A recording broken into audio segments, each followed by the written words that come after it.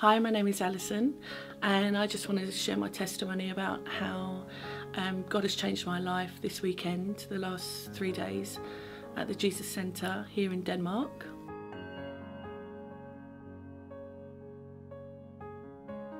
We arrived on Thursday. We came to Kickstart on the Friday morning, and the teacher was asking, you know, who's got pain in their body, who needs to be healed. I was one of the people that put my hand up because I've had pain in my kidney for quite a while now, and so I went up to be prayed for as an example for the people. This is how we heal. And whilst I was being prayed for, I actually received deliverance from a spirit, and I was really shocked because I didn't expect that to happen.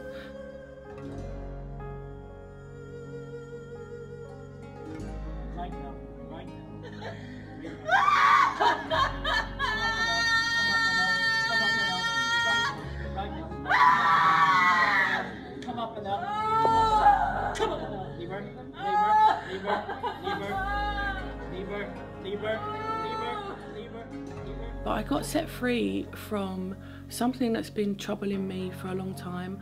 I've been feeling a real deep sadness about myself and could cry at any moment for no reason, just crying deeply to God. And after that deliverance, I don't have that sadness now, and I feel a lot more freer. And also there was a heaviness, like a cloudiness in my mind, and that was prayed about as well. And so now I've got more clarity of mind since then. In the evening, we were praying for each other. People were praying for us who needed prayer. So Jon, who had been teaching, he then said to me from the morning, I need to speak to you, I need to pray for you more, I feel that you need more healing. So I said okay. So he prayed with me in the evening with 2 other women, and he was praying in a way that he felt that I might have needed more deliverance. And as that continued, then God had given one of the women a word for me. She gave that to Jon, and Jon asked me, Alison, have you ever had an abortion? And that's when things started moving in me. There was a real depth of sorrow, and I was nodding. And then I said to him, I've had 3. And then I cried and cried like I've never cried before. Even when my dad died, who I was really, really close to, that was a different kind of crying, his loss. This crying was about feeling ashamed, feeling disappointed in myself, feeling angry with myself, mourning the loss of my 3 children, and just having carried that burden for so long. I had had healing before, I had repented before, but this was on a deeper level, because even though I'd had healing before and repented, the question came up in my mind, what if one of my children, one of my girls, said to me, Mum, I'm pregnant and I want to have an abortion? I've always thought, what would I say? And my answer would have been, that's up to you and God. You have to deal with that with you and God, even though I'd repented of what I'd done.